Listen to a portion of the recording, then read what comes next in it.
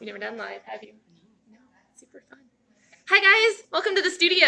My name is Allison Jensen, and I'm here today with Miss Sam, and she's really excited that I just surprised her and told her that we were going to do a live video. But she's the one that led the donut class this last week on Friday, and we made those cute little polymer clay charms, and so she's going to show you how to make them. So just to recap in case you've missed any of our other polymer clay videos, okay, this is how we store our polymer clay. We buy it in huge amounts, it seems like, and there's always some left over. So we keep our colors separated in egg trays. So they're already kind of smashed into hunks, but at least they're separated by color so they don't end up rubbing up against each other and getting all dirty. So that's a great little trick. I know we've talked about it before, but it bears repeating. Polymer clay is not cheap. So you're going to go to the store and you're going to buy yourself some polymer clay. Buy the big pack and use a coupon. So any of those arts craft stores, you go to Hobby Lobby, you go to Michael's, I'm sure there's others I don't know, take your 40% off coupon. Thank you. Mary says she likes my hair. Thanks. I just put the purple back in. I'm going to have to do it again before Fall Fest, so it looks really good. But, the humidity is not as high as it has been, so it's good for hair. My hair, anyway. Okay, so you're going to go buy your big pack of clay, and it's going to be still fairly expensive with the coupon, but it goes a long way because everything we're going to build is going to be on a really, really small scale. And as long as we keep our subject matter in the miniature form, it'll last a long time for you. Okay? So Sam's going to show us what she did. Oh, here, this is in case you missed it. This is her little charm. How adorable is that? So cute. Okay, so we gave them two choices on the base of their donut. Okay? And this is just because we had a big class. We told them they could have a chocolate donut or a vanilla donut, and that's it. And then this is our vanilla that Sam has. Let's move it closer so you can see her fingers instead of my hair. Ready?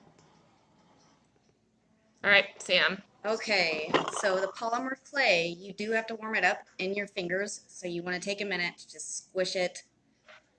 Because otherwise into a snake. It's hard and it's stiff, but the more you work it, we call it conditioning. Hopefully y'all are still there. My phone rang. Of course it did. Of course it did. So we're warming up our clay and we're conditioning it so it's easier to work with. It also makes it easier when you start layering colors on top of each other. You want it warm and soft so that they squish together.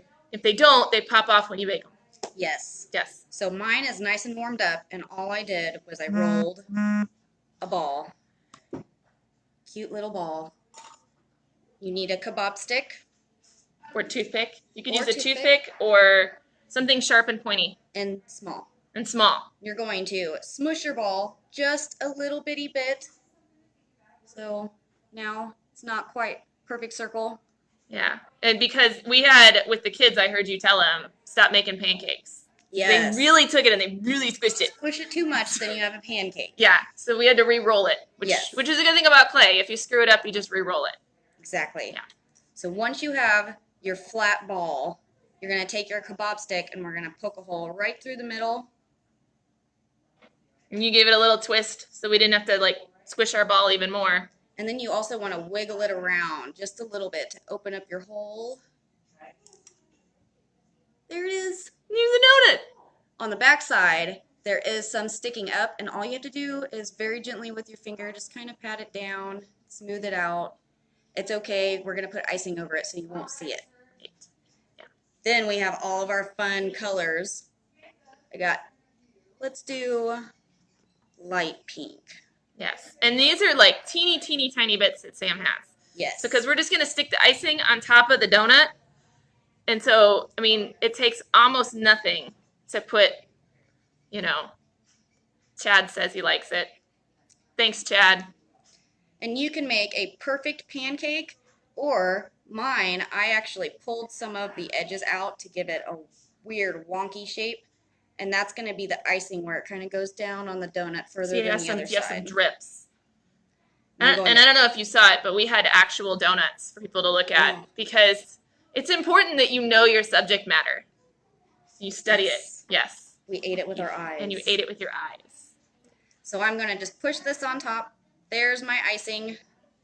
So this is the step where they can make the pancakes. Flatten it really, really between your fingers. And then she pinched in some so it was like a lily pad kind of shape. And then just draped it over. It further down on kind of bumpy, very realistic. Yeah. We did lose our hole, so we need to take our kebab stick. If you don't know where to poke your hole, you can barely poke it through the back just so you can see. And then you definitely want to go through the front to keep it nice and smooth. Because then when you get that beveled edge on the front side, if you poke it through the back side, you'll end up with that flare again on the back. So. And then for the sprinkles are kind of tricky. But these are important. Yes, very important. The smallest, skinniest snakes you've ever made with anything. So this is really good for those fine motor skills. This is too big. That's a big snake. It's a big snake. So we're on the table now. We're rolling like teeny tiny snakes. Let me see if I can zoom in. This is still too big. Still too big, she says. You guys, my tripod's at Platwoods. So we're rigging something up here to... That's okay, because Sam's doing all the work and I'm just videoing. Whoa. If your snake breaks, it's okay, because we're going to just take little bitty pieces off. This is the other reason why you have a tool, because our fingers aren't real good at this. Yeah, just a little bitty piece. And there's a sprinkle. Set that on top. Look at that. Good thing about polymer clay is it kind of sticks to your fingers. And our kids did pretty good with this step. It was tricky though. And our kids were kindergarten and up. And I think everybody did good with it. These little sprinkles on there. Yeah. I'm going to do some yellow. Ah, switching colors. You see what, like you could make sprinkles for 12 cupcakes with that snake. Yeah, that was a good one. That was a good snake. Lots of sprinkles. And you can also do some really, really small squares. So those would be like the circle sprinkles. Did I say that? Yeah, well, they have different shapes of sprinkles. These are the more traditional, like kind long of, ones. Yeah, like the long, skinny rods. But yeah, you could do circles. Teeny tiny polka dots. Teeny tiny polka dots. Sam's getting fancy now. I need like a macro lens with my camera when we do this. Magnifying glass. Right? That's what I need. I'll get you guys a microscope for when we work on this scale. So then what you do when you're finished with all your sprinkles is they go in the oven. And we have a little tiny toaster oven, which is nice. Well, it's really the only option we have here at the studio. But if you have a toaster oven at home, this is a great use for that because you're not heating up an entire oven. It heats up like that and cools down real fast. You only need a little bit of space. So we stuck ours in the oven.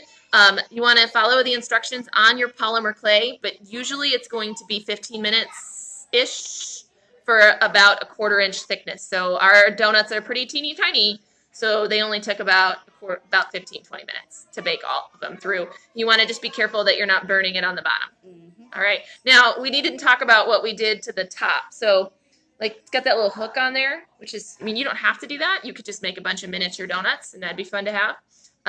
But if you want to be able to use it as a keychain, we didn't bring that with us, did we? You want to go grab those? Yes. So it looks really fancy, you guys, but it's really not. So we've got, I'll talk about what that little hook is too, but this is the keychain. Okay, we buy them in bulk from Discount School Supply, but you can buy them at all of the crafts. They're going to be in like the jewelry area, right? You get a bunch of them. And then we've got a single silver jump ring, again, from the jewelry section. Pretty inexpensive. You can get a package of those for like $2. And then our little like U-shaped hook that we just shoved in there, you guys, is a paper clip.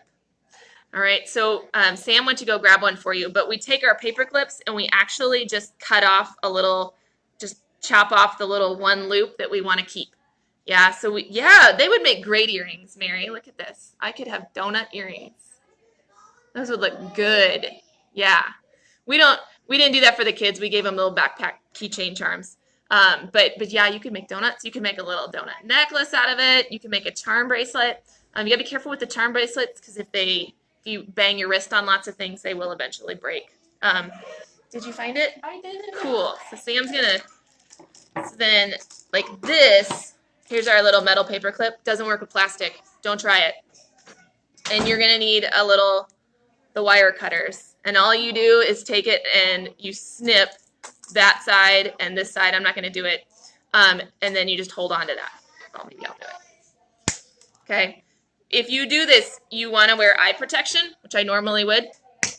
Yeah, because it flies. all the, like, it's over there someplace. Here's our little piece. Yeah, we got little pieces. So eye protection when you cut those, because it goes everywhere. Make sure anyone around you knows that you're doing that. And then we've got that little piece, and it just, you know, just shove it in there. Go ahead. Yep. Show them. With your gentle fingers, because you don't want to squish your donut. It is still soft. Ta-da! You just push it in, and it bakes just like that because it's metal, so it doesn't hurt anything. It can bake just like that. We've never had problems with them popping out. And then you just use your little jump ring and your keychain to attach it. Sometimes we use a longer chain too if we want to give it a little bit more of a dangle, but this time we did not. And then if you wanted to, you could spray these with poly. We didn't spray ours. I felt like they were shiny enough. Yeah. But if you want to, you can spray them with poly and give them kind of a glossy coat. Some of the polymer has like that shimmer to Yeah. it already. Yeah, we have some that already has some shimmer, so that's fun. All right. So hopefully everybody has fun. But give Miss Sam a big thanks because she's never done live video before and she didn't know this was coming. I was like, go get some polymer clay. Show me how to make a donut. She did good though. It wasn't bad. It wasn't bad. It was fun. It was fun. She'll have to join us again. All right, guys. I gotta go, and she's gotta go. I don't know what you're doing. Ordering stuff. Yes, Yeah. inventory. Inventory. It's a big job. Yeah. All right. We'll chat with you guys later. Have fun with your polymer clay. If you do it, try it out in the comments and leave me a picture. Okay. Bye.